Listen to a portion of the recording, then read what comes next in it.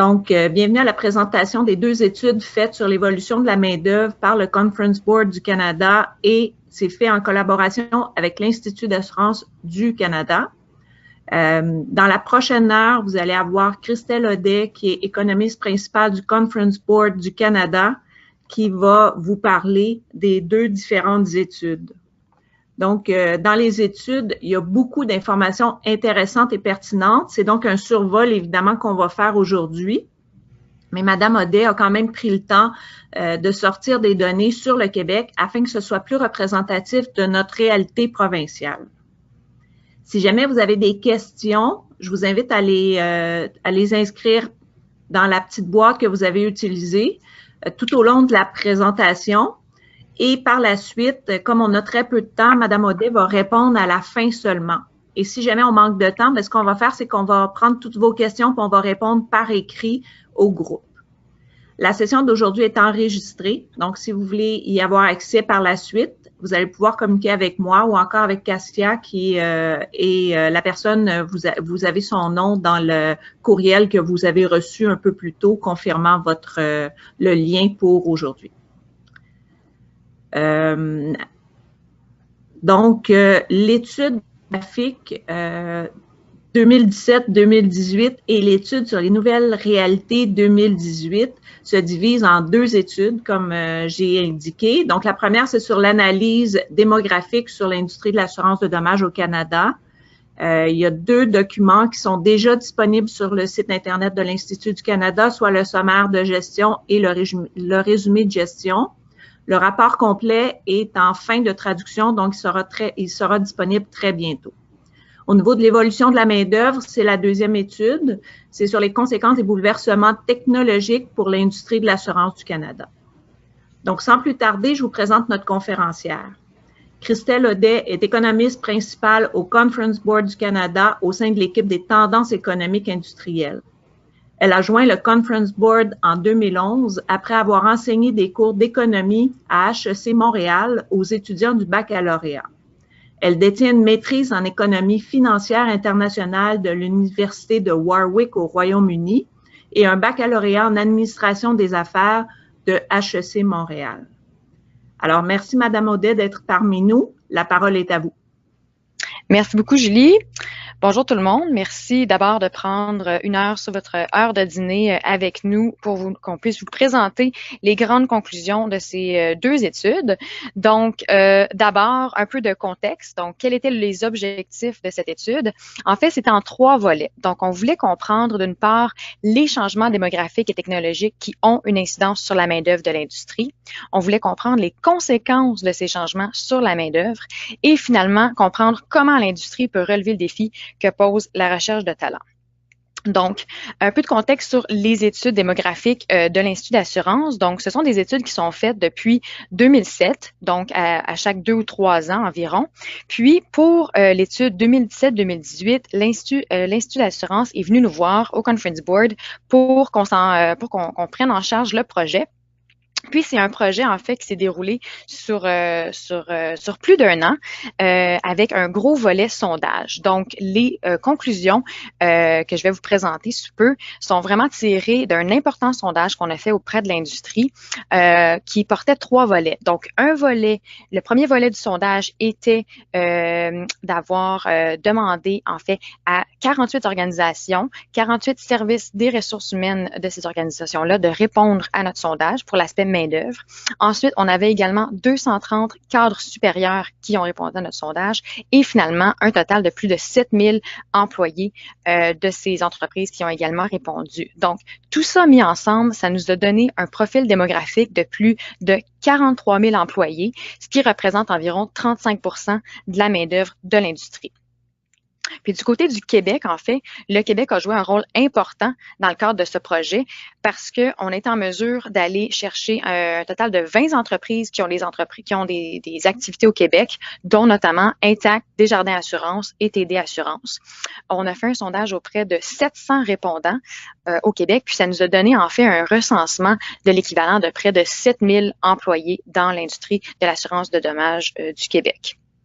Donc, la façon dont ma présentation est structurée aujourd'hui, c'est en fait de faire le survol des 7 grandes constatations, les 7 grandes conclusions qui sont sorties de nos sondages et de notre analyse. Donc, sans plus tarder, on part. Donc, d'abord, la première conclusion qui est vraiment sortie de notre étude, c'est que la vague de départ à la retraite qui s'est entamée il y a quelques années va vraiment atteindre un point culminant au cours des 5 prochaines années et que l'industrie va devoir donc faire beaucoup d'embauches pour combler ces départs. Donc, en termes de données, ce qu'on remarque, c'est que les départs à la retraite, donc la proportion de la main-d'œuvre qui va partir à la retraite au cours des prochaines années est vraiment en forte hausse et le Québec est d'autant plus touché. Pourquoi? Eh bien, c'est parce que le Québec, évidemment, a une population qui est plus vieillissante que le reste du Canada, étant donné l'importance de la cohorte des baby boomers. Donc, comme vous voyez ici sur le graphique, on parle d'un total de 18 de la main-d'œuvre de l'industrie qui va partir à la retraite au Québec au cours des 5 prochaines années. En comparaison avec le Canada, c'est une proportion qui est un peu moins élevée, on parle de 16 Puis quand on compare aux 5 dernières années, on voit que c'est une proportion qui a nettement augmenté. Donc, on est passé de 10 de la main-d'œuvre qui part à la retraite à 20 Donc, c'est vraiment une tendance qui va vraiment transformer l'industrie au cours des prochaines années et évidemment qui transforme aussi l'économie québécoise de ce fait. En fait, peut-être que vous avez lu ce matin dans la presse, on notait que le taux de postes vacants au Québec est à un sommet historique, en fait, dans l'ensemble de l'économie. Donc, on parle d'un taux de 4 de postes qui sont vacants et c'est le taux le plus élevé partout au Canada. En plus de ça, ce qui se passe avec le Québec, c'est que on a un âge moyen, un âge en fait médian, pardon, qui est de l'âge moyen des gens qui partent à la retraite est plus bas au Québec qu'ailleurs au Canada. Donc, non seulement on a une population plus vieillissante qu'ailleurs au Canada, mais en plus, les retraités ont tendance à partir à la retraite plus tôt. Donc, ça ajoute encore plus de pression sur le marché du travail et sur le niveau des postes à combler. Donc, qu'est-ce que ça veut dire, ça, au niveau de la main-d'œuvre, de l'industrie, de l'assurance de dommages? Hop. Donc, pardon. Donc, au niveau de l'industrie, on remarque que il y a certains services qui vont être plus touchés que d'autres en raison du vieillissement de la main-d'œuvre. Et la raison pour laquelle ça se passe, en fait, c'est parce que dans des professions comme la gestion de risque, la gestion, la production et les technologies de l'information, c'est un bassin de plus de 25 de la main-d'œuvre qui est composé de baby boomers. Donc, en fait, lorsqu'on regarde la gestion de risque en particulier, c'est près du tiers des employés qui font partie de la cohorte des baby boomers et donc qui vont partir à la retraite prochainement. La bonne nouvelle, par contre, c'est que l'industrie de l'assurance de dommages a vraiment modernisé sa main-d'œuvre au cours des 10 dernières années. En fait, lorsqu'on regarde il y a 10 ans, on parle d'une proportion de près de 1 personne sur 2 qui œuvrait au sein de l'industrie qui faisait partie de la cohorte des baby boomers. Maintenant, 10 ans plus tard, cette proportion-là est baissée à seulement 27 En comparaison, lorsqu'on regarde les milléniaux, il y a 10 ans, c'était seulement 12 de la main-d'œuvre de l'industrie qui était composée de milléniaux, alors que les milléniaux représentent maintenant près de 40 de l'industrie. Donc, quand on compare à l'ensemble de l'économie canadienne, les milléniaux représentent seulement 31 de la population active. Donc, il y a vraiment eu un effort qui a été fait du côté du recrutement des milléniaux et ça a fonctionné. Donc, vraiment chapeau de ce côté-là. Donc, c'était pour la première constatation, la vague de départ importante à la retraite, la pénurie de main-d'œuvre au Québec et les services qui seront en fait les plus touchés au sein de l'industrie. Deuxième constatation, c'est que les changements technologiques vraiment vont s'accélérer et l'impact que cela va avoir sur l'industrie va aussi s'accélérer. En fait, dans notre sondage, on note en fait que lorsqu'on regarde les enjeux qui, selon les cadres supérieurs, seront la plus grande source de menace pour l'atteinte des objectifs financiers dans un horizon de 5 ans, c'est vraiment la rapidité des changements technologiques qui mène le bal. Donc, avec près de 60% des répondants qui ont identifié cet enjeu-là comme une potentielle menace à l'atteinte des objectifs financiers. Et c'est suivi, en fait, de l'incapacité à attirer et à conserver le personnel qui possède des compétences clés.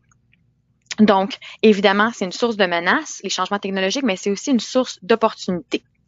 Donc, on a demandé ici au cadre, au cours des prochaines années, lesquels des technologies et produits suivants que vous pouvez voir sur le graphique vont être le plus susceptibles de permettre à l'entreprise d'atteindre ses objectifs financiers. Eh bien, c'est vraiment les soumissions et les confirmations numériques directes qui ont été choisies en plus grand nombre. Donc, on parle de 70% en fait des répondants qui ont identifié ce canal comme étant une source des plus grandes occasions d'affaires. Puis, ce qui est intéressant ici, c'est que quand on regarde au niveau des répondants, plus spécifiquement au niveau des répondants, des cadres supérieurs qui font partie de grandes entreprises, donc d'entreprises avec plus de 200 employés, c'est 90% de ces répondants qui ont identifié les soumissions et confirmations numériques directes comme étant une source potentielle de croissance à l'avenir. À l'inverse, lorsqu'on regarde les entreprises qui ont des employés qui sont de moins grande taille, donc avec moins de 200 employés, c'est seulement 40% des cadres supérieurs qui ont identifié cette source d'opportunité dans le futur. Donc, évidemment, sans surprise, l'engouement qu'on voit au sein de l'industrie pour les soumissions directes, ça s'explique en raison des attentes des consommateurs qui évoluent constamment en raison des changements technologiques. Donc, les consommateurs, ils recherchent maintenant de la simplicité, de la rapidité, la transparence, ils veulent un processus fluide. Puis, les entreprises, on voit l'émergence de nouvelles entreprises qui répondent à ces demandes-là. Donc, aux États-Unis, par exemple, on parle d'entreprises comme Lemonade ou Hippo qui se sont lancées dans la vente en ligne. Puis, au Canada et au Québec, on a aussi deux exemples, AHA Insurance puis Sonnet qui sont également dans ce créneau. En fait, Sonnet, vous l'avez peut-être vu au cours de l'automne, ils ont été très proactifs pour établir leur présence et leur visibilité au Québec, notamment en commanditant des émissions de grande écoute au Québec. Donc, il y a vraiment un engouement du côté des soumissions et confirmations numériques directes. Donc, au cours des prochaines années, la technologie va vraiment affecter l'industrie de plusieurs façons. Donc, au niveau du service à la clientèle, au niveau du développement de produits, au niveau de la composition professionnelle, des compétences exigées et des niveaux d'emploi. J'aurai malheureusement pas le temps de couvrir tous ces aspects-là en détail, mais je vais notamment en couvrir quelques-uns. Donc, d'une part, nous avons demandé aux répondants quels des services principaux dans le secteur de l'industrie de l'assurance seraient le plus touchés par les transformations technologiques. Eh bien, sans grande surprise, plus de la moitié des répondants ont répondu que le service des technologies de l'information allait être transformé. Puis en fait, on le voit déjà parce que dans le passé, le service ou la fonction TI au sein des entreprises, c'était vraiment vu comme un centre de coût, une activité de support au reste des activités de l'entreprise, alors que on voit une transformation en ce moment, puis le service des TI devient de plus en plus un secteur névralgique, un secteur de support stratégique pour l'entreprise. Donc, et qui dit stratégie, dit évidemment le besoin de talent et de compétences spécifiques pour venir supporter cette fonction-là qui prend de plus en plus d'influence au sein des entreprises. Ensuite, les répondants ont également identifié le service à la clientèle, la distribution et les autres fonctions que vous pouvez voir comme étant aussi d'autres fonctions qui vont être influencées par les changements technologiques. Donc, évidemment, changements technologiques influencent la gamme complète de services et d'activités faites par les joueurs de l'industrie. Donc, en termes de croissance future de l'emploi, nous avons demandé à nos répondants d'identifier quelles seraient les tendances qui donneraient lieu qui auraient un impact positif ou négatif sur les niveaux d'emploi dans l'industrie de l'assurance de dommages au cours des prochaines années. Et ce qui est vraiment intéressant ici, puis comme vous pouvez voir sur le graphique, c'est que la première portion du graphique, donc la portion du haut, on voit les tendances qui, somme toute, selon les répondants, auront une incidence positive sur les niveaux d'emploi, donc sur le nombre total d'emplois. Donc, des tendances comme les mégadonnées et l'analytique, les protections contre les cybermenaces, l'Internet des objets et des changements réglementaires, etc. Donc, ces tendances-là, somme toute, les répondants pensent que ça va donner lieu à une croissance de l'emploi pour des postes qui nécessitent cette expertise-là. À l'inverse, on a d'autres tendances liées au changement technologique qui, elles, pourraient avoir des conséquences négatives sur les niveaux d'emploi. Donc, quand on parle de l'intelligence artificielle, par exemple, l'automatisation. Donc, ce sont des tendances qui pourraient transformer les tâches d'une façon à finalement réduire le nombre d'employés nécessaires pour effectuer certaines tâches. Donc, comme vous pouvez le voir, c'est un portrait qui est assez mitigé. C'est pas tout à fait clair si le niveau d'emploi va être vraiment va expérimenter une forte croissance, étant donné que certaines tendances vont donner lieu à une forte demande pour de nouvelles compétences et d'autres vont peut-être réduire la demande pour d'autres tâches. Donc, du côté des besoins en talent, donc comment les changements technologiques se traduisent en termes de besoins en talent, eh bien, sans grande surprise, la plupart de nos répondants ont répondu en grande majorité que, étant donné les changements technologiques, il va y avoir un énorme besoin à combler du côté des compétences analytiques, de l'analyse de données. On parle aussi de créativité et de souplesse, des compétences en leadership et en gestion.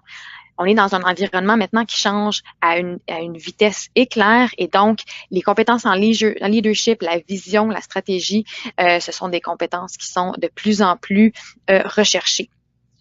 Donc, comme vous pouvez le voir, étant donné les compétences qui sont le plus en demande et la première tendance dont je vous ai parlé, donc la tendance du vieillissement de la population, la tendance du vieillissement de la population, ça va donner lieu à notre troisième constat, c'est-à-dire que on combine vieillissement de la population, ça veut dire qu'il y a beaucoup de cadres qui vont partir à la retraite prochainement.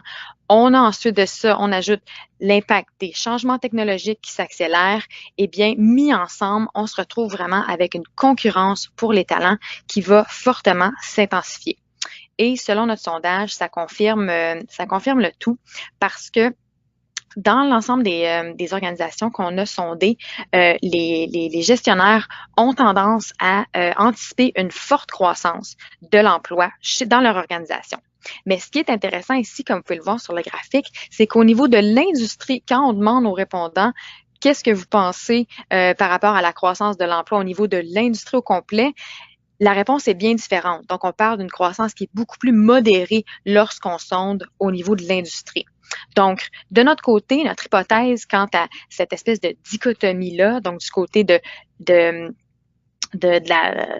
l'anticipation ou de la prévision pour l'organisation versus l'industrie, ce qu'on voit, c'est que chacune des entreprises a vraiment ce besoin de combler des postes qui sont très spécifiques, très techniques, spécialement dans le secteur des TI, mais que les gestionnaires sont conscients qu'au niveau de l'industrie au complet, il y a des changements profonds qui se passent, puis que là, c'est moins clair comment le niveau total d'emploi finalement va être affecté à l'avenir. Donc, en termes d'enjeux pour la recherche de talent, lorsqu'on a sondé les gestionnaires des ressources humaines, ce qui est vraiment ressorti, c'est que le principal enjeu pour le futur, ce sera une concurrence accrue avec d'autres industries pour la recherche de talent. Et ça, c'est suivi par deux autres enjeux qui sont étroitement liés à la technologie. Donc, on parle ici de l'impact de la technologie sur les compétences requises et de l'impact de la technologie sur les types d'emplois et les tâches. Donc, c'est très intéressant ici de voir que dans les enjeux en termes de recherche de talent, ils sont tous étroitement liés avec les changements technologiques. Donc, quand on regarde le premier enjeu, la concurrence accrue avec d'autres industries, eh bien, c'est pas surprenant parce que Lorsqu'on regarde les compétences qui sont de plus en plus recherchées, comme on l'a vu il y a quelques diapos, la compétence, par exemple, en analyse de données, en technologie de l'information, ce sont des compétences qui sont très transférables d'une industrie à l'autre. Donc, la compétition est hyper féroce pour ce genre de compétences et c'est non seulement à l'échelle de l'industrie, mais vraiment à l'échelle de toutes les entreprises parce que la plupart des industries vont devoir se munir de ces compétences-là pour rester viable à plus long terme. Donc, et ce qui est intéressant aussi, c'est qu'au niveau du recrutement qui est ciblé, donc quand on questionne les professionnels des ressources humaines au niveau des raisons qui les poussent à faire du recrutement ciblé, il y a eu vraiment un changement important au cours des 5 dernières années de ce côté. Donc, quand on regarde en 2012, au niveau des raisons pour le recours au recrutement ciblé, la réponse à des besoins de postes particuliers, ça arrivait au dernier rang, en fait, des raisons pour lesquelles on avait recours au recrutement ciblé, alors qu'en 2017, donc dans notre dernier sondage, c'était la raison principale pour laquelle on avait recours à du recrutement ciblé. Donc, il y a vraiment eu un changement de tendance et selon nous, la principale raison pour ce changement, c'est vraiment les changements technologiques qui donnent lieu à des besoins beaucoup plus spécifiques en termes de compétences et habiletés recherchées chez les employés. Donc, en résumé, ce qu'on voit, c'est que les compétences exigées changent. Il y a une demande vraiment accrue pour un personnel qui possède des compétences numériques et analytiques et aussi des compétences en leadership. Mais parallèlement à ça, ce qui se passe, c'est que ça va être de plus en plus complexe de pourvoir ces postes-là en raison justement du vieillissement de la population, des départs à la retraite et du bassin finalement de main-d'œuvre disponible avec les compétences qui sont ciblées. Donc, étant donné les 3 premiers constats qu'on a vus, comment l'industrie peut-elle s'adapter? Donc, basé sur les résultats du sondage, on a identifié 4 pistes de solutions qui pourraient, dans le fond, aider l'industrie à s'adapter à ces changements et à continuer son succès. Donc, d'une part, il faut repenser le recrutement et la fidélisation des employés. Donc, basé sur nos sondages, on remarque que présentement, c'est plus de 90% de la main-d'œuvre totale qui est permanente et à temps plein. Toutefois, étant donné des besoins beaucoup plus spécifiques, l'industrie va avoir besoin d'aller chercher probablement des expertises qui sont très techniques et c'est pas nécessairement en les comblant avec des emplois qui sont permanents et à temps plein que ça va être possible. Donc, spécialement dans le secteur des TI, ce qu'on remarque de plus en plus, c'est que il y a beaucoup plus de contractuels dans le secteur des TI qui font des projets pour différentes organisations dans différentes industries. Donc, il y a vraiment une opportunité ici à ouvrir ces horizons, à ouvrir les façons de faire et à être plus flexible pour combler des postes. Donc, à l'avenir, on prévoit probablement une augmentation des contractuels, une augmentation aussi du travail à temps partiel, puis je vais revenir sur ce point-là dans quelques instants. Ensuite, une autre recommandation au niveau du recrutement et de la fidélisation pour l'industrie, c'est de rendre le travail à distance plus accessible. Selon notre sondage, on remarque que près de 60% des employés peuvent travailler à distance sur une base occasionnelle, ce qui est excellent. Toutefois, quand on regarde chez les milléniaux dans l'industrie, c'est seulement 40% d'entre eux qui rapportent être en mesure de travailler à distance. Donc, c'est un nombre qui est assez qui parle parce que ce sont vraiment les milléniaux qui accordent le plus d'importance à la flexibilité, à la possibilité de travailler à distance. Donc, pour le recrutement et pour la fidélisation, c'est potentiellement un élément sur lequel l'industrie pourrait miser pour aller gagner des points au niveau de cette clientèle-là, au niveau de ces employés potentiels-là. Et finalement, les retraités peuvent vraiment être un bassin important d'employés potentiels et pourraient aider à combler justement des postes, des besoins au niveau en gestion, au niveau des TI, parce qu'ils ont évidemment une expérience. Puis dans l'industrie, il existe évidemment des systèmes qui ont besoin d'être maintenus en parallèle avec des nouveaux systèmes. Et c'est là que l'expertise des retraités peut être très utile. Donc, de ce côté-là, selon notre sondage, on note que près du 3/4 des gens qui sont sur le seuil de la retraite voudraient rester en fait, continuer à travailler à temps partiel après la retraite. Donc, c'est énorme, cette proportion-là. Je le répète, 3/4 des gens qui sont sur le seuil de la retraite voudraient continuer à travailler un peu après la retraite. Puis, ce qui est très intéressant à remarquer par rapport à cette statistique-là, c'est que la motivation derrière cette volonté de continuer à travailler a vraiment changé. Donc, c'est plus nécessairement pour seulement gagner un revenu supplémentaire, mais c'est vraiment par simple intérêt ou parce que le travail leur plaît. Donc, vous pouvez voir ici, on a mis en comparaison les statistiques de 2009, 2012 et 2017 et on voit nettement cette progression constante du nombre de gens qui veulent continuer à travailler pour des raisons par simple intérêt, puis parce que le travail leur plaît. Donc, en terminant là-dessus, ce qui se passe par contre, c'est que lorsqu'on demande aux employés qui sont sur le seuil de la retraite si c'est possible pour eux de continuer à temps partiel, par exemple, le 3/4 nous mentionnait que malheureusement, c'est pas possible. Donc, il semble y avoir une espèce de déconnexion entre la possibilité de travailler et la volonté. Donc, les retraités qui sont sur le point, en fait, les gens qui sont sur le point de prendre leur retraite voudraient rester actifs à temps partiel, mais ils n'ont pas l'impression que les opportunités sont nécessairement là. Donc, c'est certainement un endroit pour lequel l'industrie pourrait aller chercher des compétences nécessaires et qui ferait vraiment, c'est gagnant-gagnant finalement. Ensuite, l'industrie va devoir se pencher sur l'identification de ses leaders de demain.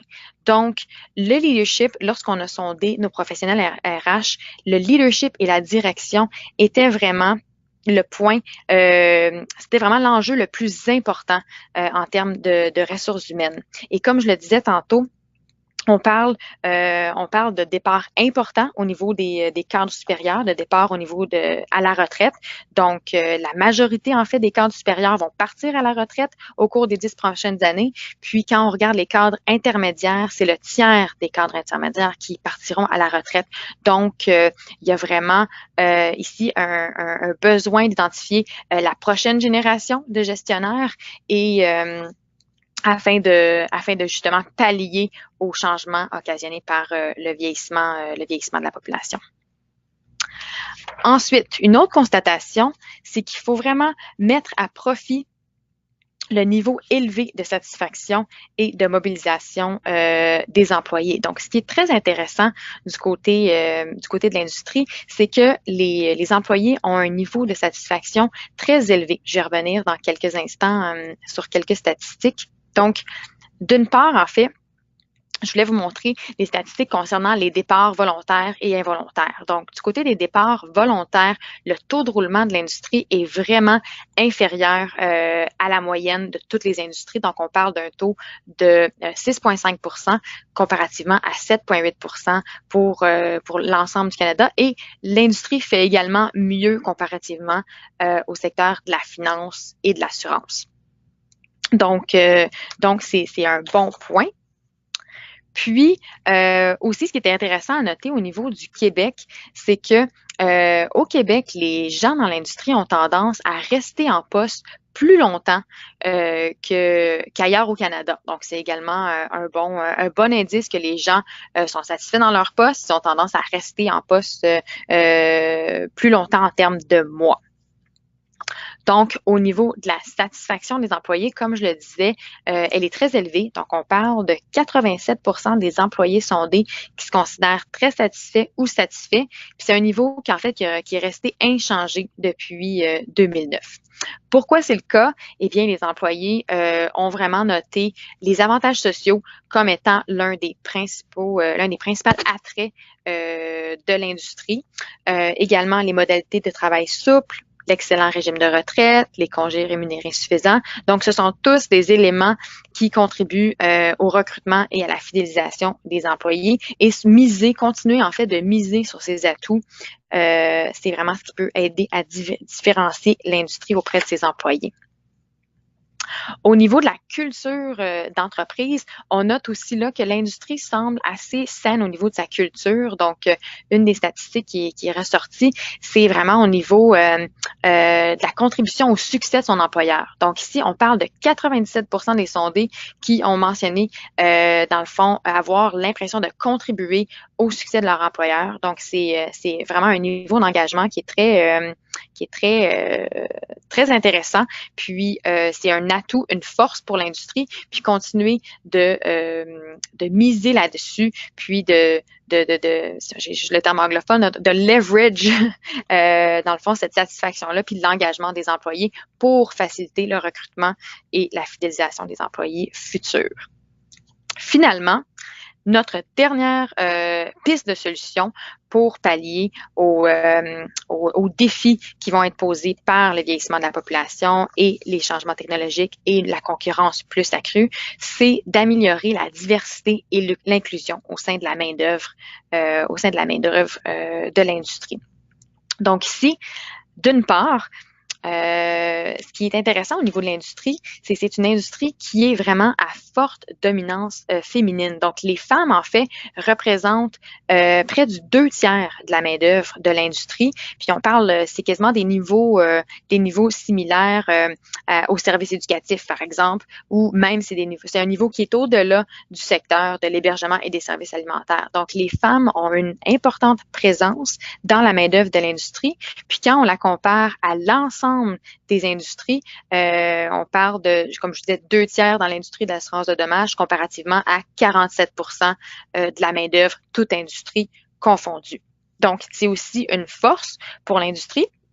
Puis, en termes des différents services, là aussi, on note que dans la majorité des services au sein de l'industrie, les femmes sont représentées en majorité. Donc, sans surprise, lorsqu'on regarde le service des ressources humaines, par exemple, très fortement représenté, c'est jusqu'à 86% de cette fonction qui est représentée par les femmes, mais aussi au niveau des services juridiques, de la production, de la vente, etc. Donc, des proportions très élevées de femmes. Mais lorsqu'on regarde du côté de la gestion des risques et de la technologie de l'information, c'est là que la proportion de femmes diminue un peu. Puis pour en revenir au point que je mentionnais plus tôt, ce sont les fonctions en fait qui sont le plus affectées par les grandes tendances dont je vous ai parlé un peu plus tôt, donc le vieillissement de la population et l'accélération des changements technologiques. Donc, il y a peut-être un effort à faire de ce côté-là afin d'encourager les femmes à prendre des postes en gestion, en technologie de l'information, peut-être des partenariats avec des universités pour encourager la présence des femmes dans ces fonctions-là. Donc, en fait, pour aller un petit peu plus en détail sur ce dernier point, lorsqu'on regarde ici, donc comme je vous le mentionnais, l'ensemble de la main-d'œuvre dans l'industrie d'assurance de dommages, on parle de 2/3, donc un peu plus de 64%, 64% de la main-d'œuvre qui est formée de femmes, mais lorsqu'on regarde la proportion de femmes qui occupent des fonctions de cadre supérieur, c'est seulement 35%. Donc, il y a évidemment un écart, ce qui est pas une surprise en soi, mais donc l'écart est là, mais ça démontre aussi des opportunités. Donc, une opportunité à valoriser et à encourager les femmes vers des rôles de cadre supérieur. On a aussi sorti les statistiques du côté des minorités visibles. Donc, de ce côté-là, les minorités visibles dans l'industrie représentent un peu autour de 17% de la main-d'œuvre et encore là, on peut voir l'écart important entre leur représentation sur l'ensemble de la main-d'œuvre versus leur représentation au niveau des cadres supérieurs, cadres intermédiaires et cadres de terrain. Donc, comme je vous le disais, ensuite, ici, j'avais une autre... en fait, c'était un peu la bonne nouvelle, c'est que même si du côté des femmes, même si on note un écart important entre la proportion de femmes dans l'ensemble de l'industrie versus leur proportion au niveau des cadres supérieurs, on note une importante progression au cours des 10 dernières années. Donc, en 2007, c'était bien moins que 30% des cadres supérieurs qui étaient occupés par des femmes, alors que 10 plus tard, cette proportion-là a augmenté à près du tiers. Donc, c'est vraiment notable. Et on note une progression similaire du côté des cadres intermédiaires. Et du côté des cadres de terrain, ça s'est maintenu assez stable. Donc, c'est une bonne nouvelle de ce côté-là. Évidemment, il y a encore du chemin à faire. Puis, étant donné le bassin important de femmes travaillant dans l'industrie, c'est vraiment un atout que l'industrie sur lequel l'industrie pourrait miser pour pallier aux défis que j'ai décrits précédemment. Donc, pour faire le sommaire de ce point-là, les femmes sont fortement représentées dans l'industrie de l'assurance de dommages et donc c'est un bassin important sur lequel l'industrie peut miser. Et les autres groupes minoritaires, comme les minorités visibles, sont également sous-représentés comparativement à la moyenne canadienne. Puis un dernier point par rapport à ça qui est ressorti dans notre étude, vous pouvez aller voir les rapports si vous voulez plus de détails, mais c'est que quand on a sondé les groupes de minorités visibles, on a remarqué qu'ils avaient tendance à être moins satisfaits des possibilités d'avancement professionnel et du processus entourant les promotions. Donc là, il y a peut-être aussi des actions ou des plans afin d'aller corriger un peu cette perception-là au niveau des groupes de minorités visibles. Donc, en résumé, donc on a couvert pas mal de matériel, puis ça va me faire plaisir de répondre à vos questions dans les prochaines minutes. Mais pour résumer, on voit que on a une vague de départ à la retraite qui va vraiment atteindre son point culminant au cours des prochaines années. C'est une vague qui est en cours depuis déjà quelques années, mais ça va s'intensifier fortement au cours des 3 à 5 prochaines années. Et il va y avoir donc un gros bassin de postes à combler, particulièrement au niveau de la gestion et des activités liées aux technologies de l'information. Ensuite, comme on l'a vu, l'impact de la technologie, des changements technologiques va continuer de s'accélérer. Ça va donner lieu à des changements au niveau des produits et services qui sont offerts, comment ils sont livrés, et ça va donner lieu aussi à des changements importants au niveau de la fonction des technologies de l'information au sein de l'industrie. Comme je l'ai mentionné, on note que cette fonction-là va être appelée à changer au cours des prochaines années, donc elle va devenir beaucoup plus stratégique au sein des entreprises. Puis, ces tendances-là, en fait, ça va faire en sorte que la concurrence pour le talent dans l'industrie va fortement s'intensifier dans les prochaines années. Donc, on parle ici d'une concurrence très accrue pour ce qui est des compétences, comme je le mentionnais, en analyse de données, en mégadonnées, en gestion, en innovation, en créativité, leadership. Donc, ce sont des compétences qui vont être très en demande et pour lesquelles l'industrie va devoir s'adapter et trouver des nouvelles façons pour aller pallier à ces demandes-là. Donc, 4 pistes de solutions, comme je le mentionnais, repenser le recrutement et la fidélisation des employés. Donc, de ce côté-là, comme je mentionnais précédemment, y aller avec plus de travail flexible, plus de flexibilité au niveau des contractuels pour aller combler des besoins spécifiques, plus de flexibilité au niveau du travail à la maison pour répondre aux nouvelles exigences des milléniaux qui apprécient, qui valorisent la flexibilité. Et aussi, très important, d'aller mettre à profit l'expertise des gens qui sont sur le point de la retraite si ces derniers ont l'intention ou veulent rester actifs. C'est une belle source de talent et d'expertise à mettre à profit. Puis je pense que, comme je le disais tantôt, c'est vraiment gagnant-gagnant. Donc, les retraités qui désirent rester sur le marché du travail et des postes, certaines compétences qui restent à combler. Ensuite, les leaders de demain. Donc, avec les départs à la retraite, l'industrie va devoir se pencher sur l'identification du profil type pour les gestionnaires pour mener l'industrie de l'avant.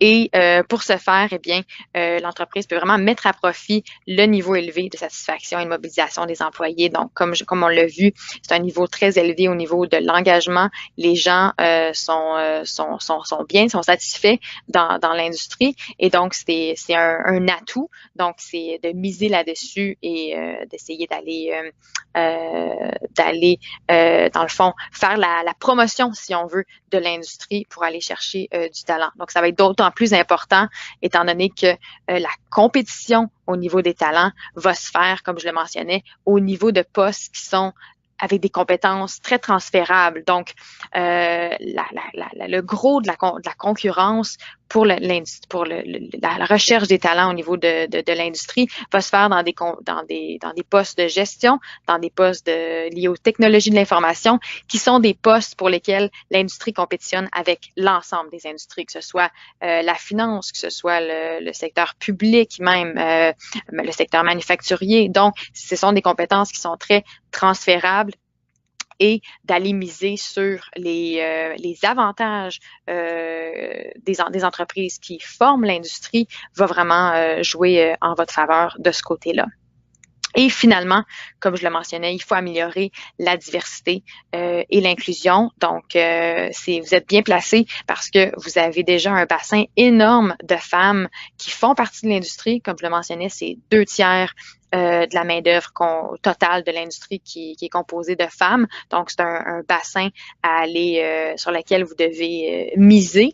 Il y a encore des progrès à faire au niveau des cadres supérieurs, mais comme je vous le mentionnais, il y a eu vraiment des progrès au niveau des 10 dernières années, ce qui est à noter. Puis aussi au niveau des minorités visibles. Donc vous avez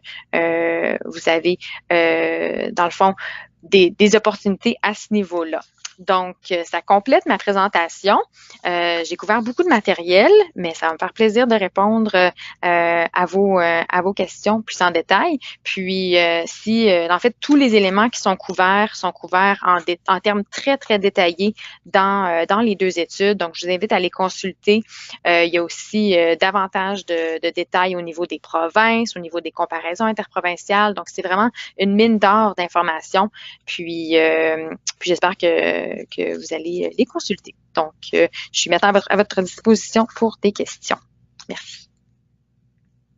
Donc, Madame Audet, il y a une première question qu'on a eue qui était, premièrement, merci pour la présentation. Je devrais commencer de cette façon-là, c'est très intéressant.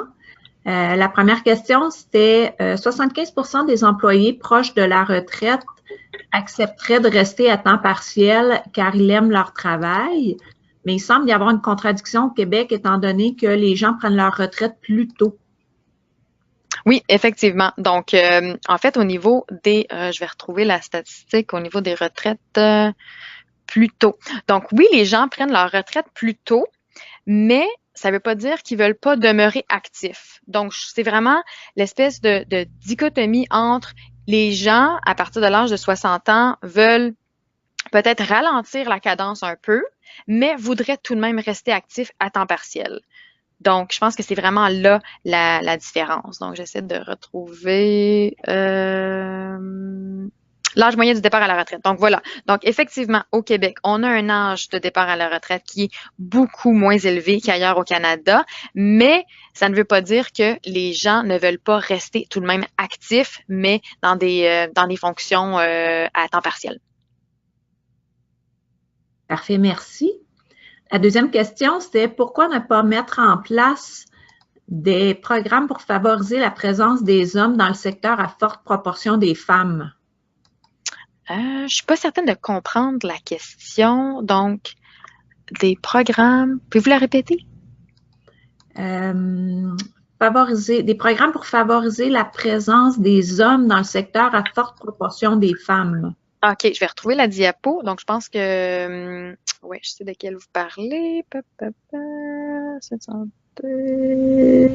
OK, donc celle-ci. Donc, effectivement, on a des services dans l'industrie qui sont à forte proportion de femmes. Donc, ça pourrait être aussi une avenue là, pour rééquilibrer tout ça, si on veut, là, d'aller aussi faire du recrutement du côté des hommes pour un peu le mixer tout ça. Là. Ça pourrait être une avenue. Parfait. Donc, il y a certaines personnes des ressources humaines qui sont sur le webinaire, peut-être qu'ils prennent des... La prochaine question, c'est une question concernant l'inclusion. Oui. Est-ce que la réalité LGBT a été sondée? Est-ce qu'on a des données par rapport à ça? Et oui, celle des personnes avec des limitations fonctionnelles?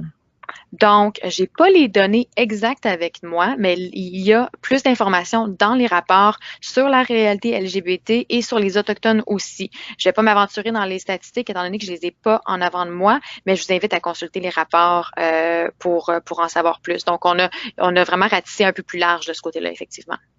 Parfait. Savez-vous, est-ce qu'il y a aussi sur les limitations fonctionnelles? C'est la deuxième partie de la question. Bonne question. Sur les limitations fonctionnelles, je ne pense pas, mais ça sera à confirmer. Parfait. La prochaine question, c'est pourquoi est-ce que les milléniaux ont moins accès à des emplois en télétravail? Est-ce à cause de l'expérience ou du type d'emploi? C'est une question très intéressante. De notre côté, malheureusement, notre sondage ne nous permettait pas de creuser davantage sur la raison pour laquelle les milléniaux n'avaient pas accès au télétravail. Notre hypothèse, donc évidemment, c'est une hypothèse parce qu'on n'avait pas les données de ce côté-là, ce serait que les milléniaux étant plus jeunes, le type d'emploi se porte peut-être moins au télétravail, mais là, ça serait vraiment du cas par cas, puis à chacune des entreprises à essayer d'aller évaluer s'il y a un besoin au niveau de leurs employés qui font partie de cette cohorte-là qui est pas rencontrée, donc qui est peut-être pas, il y a une opportunité peut-être d'augmenter la satisfaction des employés, de favoriser une fidélisation en offrant différents programmes. Donc, évidemment, l'industrie est très large. Il y a différents types d'entreprises qui offrent différents services dans l'industrie. Donc d'après moi, c'est vraiment un peu un cas par cas selon les entreprises et la fonction dont, la façon dont les opérations sont construites ou opérationnalisées. Ça reste quand même une donnée qui est très intéressante. Absolument, absolument. Oui. Parfait. On avait une autre question qui était comment l'industrie de l'assurance se compare par rapport à d'autres industries si on parle de changement technologique et démographique. Est-ce que vous avez cette information-là? Oui, ben en fait, dans le rapport, on va beaucoup plus en détail. Ce qu'on note, c'est qu'évidemment, les grandes tendances démographiques qu'on voit à l'échelle canadienne, ben, se répercutent aussi du côté de l'industrie. Donc, mais étant donné que l'industrie, comme je l'ai mentionné, le gros du rapport se concentrait principalement sur les besoins futurs à combler, mais en termes de, par exemple, des gens en actuariat, dans les fonctions qui sont vraiment névralgiques pour l'industrie, ce sont des fonctions qui sont moins dominées par des gens de la cohorte des baby boomers. Donc, de ce côté-là, l'impact va être moins grand. Donc, oui, c'est vraiment au niveau des nouvelles technologies, au niveau de l'adaptation à ces nouvelles technologies-là, les besoins vont être grands, mais au niveau des fonctions qui sont plus traditionnelles, si on veut, donc, de ce côté-là, les tendances démographiques devraient avoir un impact moins grand sur l'industrie comparativement à d'autres industries. J'ai juste une industrie qui me vient en tête, par exemple, en ce moment, l'industrie du transport. Donc, l'industrie du transport, du camionnage, c'est une industrie qui est dominée par des gens de la cohorte des baby boomers et ils font vraiment face à une pénurie de ce côté-là parce que c'est le cœur de leur main-d'œuvre. Donc, dans le cas de l'industrie de l'assurance, c'est moins le cas. Donc, les postes qui sont vraiment névralgiques au niveau des opérations sont plus balancés. Puis, je vais revenir aussi à ma statistique du départ, là, qui est vraiment, c'est une des statistiques clés qui est ressortie de l'étude. Donc, celle-ci, en 2017, donc il y a seulement 10 ans, l'industrie était composée, en fait, une personne sur deux était de la génération baby boomer. Donc, quand on comparait en 2007 l'industrie à l'ensemble de l'économie canadienne, c'était une industrie qui était plus vieille que la composition de l'économie canadienne. On avance 10 ans et là, c'est l'inverse qui s'est passé, c'est que l'industrie a été en mesure de se rajeunir et l'industrie a maintenant une proportion plus importante de milléniaux que la population active. Donc, on parle de 39% de la main-d'œuvre de l'industrie qui est composée de milléniaux comparativement à 31% au niveau, à l'échelle nationale, toute industrie confondue. Donc, de ce côté-là, l'industrie est très bien positionnée pour faire face aux changements démographiques, mais ce qui se passe, c'est que les changements démographiques et les tendances au niveau des nouvelles technologies vont avoir des impacts très, très ciblés, justement, au niveau des postes en gestion et des postes qui requièrent des compétences clés au niveau de l'analyse de données, des TI, etc. Donc, ça va être des besoins très, très ciblés et difficiles à combler, mais qui vont, somme toute, rester très, très spécifiques, si vous me permettez. Parfait. Il y a une autre question qui est: est-ce qu'on a l'âge médian ou l'âge moyen de l'ensemble de la main-d'œuvre, puisque ça semble avoir diminué depuis 2007? Oui, tout à fait. Ça va. J'ai pas les données exactes de ce côté-là, mais effectivement, l'âge médian va avoir diminué légèrement en raison de la forte proportion de milléniaux qui composent l'industrie. Parfait. Savez-vous si c'est dans le rapport, ce genre d'informations-là? Faudrait que je vérifie. J'ai pas la réponse. Parfait. Merci. Il y avait une autre question qui disait: est-ce qu'on anticipe moins de postes permanents temps plein dans les postes comme dans les différents rôles, que ce soit technologique ou non? C'est une excellente question. On n'anticipe pas nécessairement en termes de niveau, donc c'est important en termes de niveau versus en termes relatifs. Donc, en termes de niveau, on parle en termes de nombre de postes et en termes relatifs, on parle de proportion, donc comment la tarte est distribuée finalement. Donc, en termes de niveau, pas nécessairement moins de postes à temps plein, mais en termes relatifs, donc supposons qu'on a une tarte qui est notre nombre total d'emplois dans l'industrie, bien ça va continuer de croître au cours des prochaines années, probablement à un rythme peut-être inférieur à ce qu'on a vu durant les dernières années, mais va quand même continuer de croître. Et ce qu'on anticipe, c'est que cette proportion-là, en fait, la tarte, si on veut, on va voir une augmentation du nombre de postes qui sont comblés par des contractuels, par des postes à temps partiel, etc. Mais ça ne veut pas nécessairement dire une diminution du nombre de postes à temps plein. Donc, j'espère que je vous ai pas perdu de ce côté-là, là. Mais donc, la tarte continue de grossir, mais une plus importante proportion va aller à des postes contractuels, justement, pour combler des besoins spécifiques au niveau des technologies de l'information, puis au niveau peut-être de la gestion aussi, et des postes à temps partiel, peut-être qui seront comblés par des gens à la retraite. Et ça, encore là, est-ce que c'est la même chose dans l'industrie de l'assurance comme dans les autres industries, ou il y a une tendance qui est différente? Ben en fait, ce qu'on remarque, si on compare l'industrie de l'assurance au niveau de la croissance de l'emploi à l'ensemble de l'économie canadienne, on peut s'attendre à une croissance de l'emploi pour l'industrie qui va être un peu plus faible que la moyenne canadienne. Et la raison pour laquelle, c'est que c'est une industrie assez mature. Donc, on a d'autres industries qui sont à plus forte croissance en ce moment, qui vont générer davantage de croissance de l'emploi. Puis, au niveau, donc, ce qui se passe, qu'on voit en fait à l'échelle nationale, c'est vraiment cette demande pour des professionnels qui sont des professionnels du secteur des technologies de l'information sur l'ensemble des industries. Donc, dans l'ensemble des industries canadiennes, on recherche ce profil-là. Donc, il va y avoir une forte croissance de l'emploi au niveau de ce genre de poste-là, toute industrie confondue. Mais lorsqu'on regarde l'industrie de l'assurance en particulier, étant donné la maturité de l'industrie, la croissance de l'emploi, tout poste confondu va être un peu plus faible que la moyenne canadienne. C'est bien clair. Est-ce qu'il y avait d'autres questions? Ça semble faire le tour des questions que j'avais. On a eu un commentaire comme quoi vous avez fait une très belle présentation. Les gens ont hâte de lire le rapport complet. Oui, comme je vous disais, il y a vraiment une mine d'or d'informations, beaucoup de détails. Je crois que toutes les entreprises vont vraiment aller y chercher quelque chose des éléments pertinents pour leur stratégie, puis pour réussir à s'adapter à ces différentes tendances-là au cours des prochaines années. Merveilleux. En fait, on n'a pas d'autres questions. Alors, je vous remercie. Je vous laisse peut-être le mot de la fin.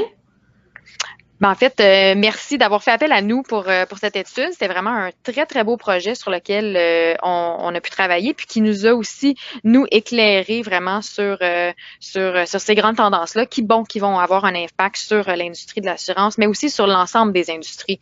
Donc, c'était un très beau projet. Puis, on espère évidemment continuer de collaborer avec vous pour ce genre d'études dans le futur. C'est noté. Merci beaucoup. Merci, Julie.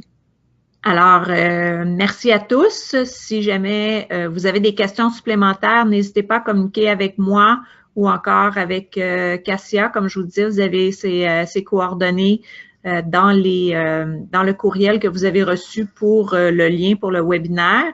Sinon, moi, c'est Julie Saucier, donc vous pouvez m'écrire en tout temps à l'Institut d'assurance. Je vous remercie d'avoir participé à ce webinaire et je vous souhaite une bonne fin de journée. Merci, au revoir. Au revoir.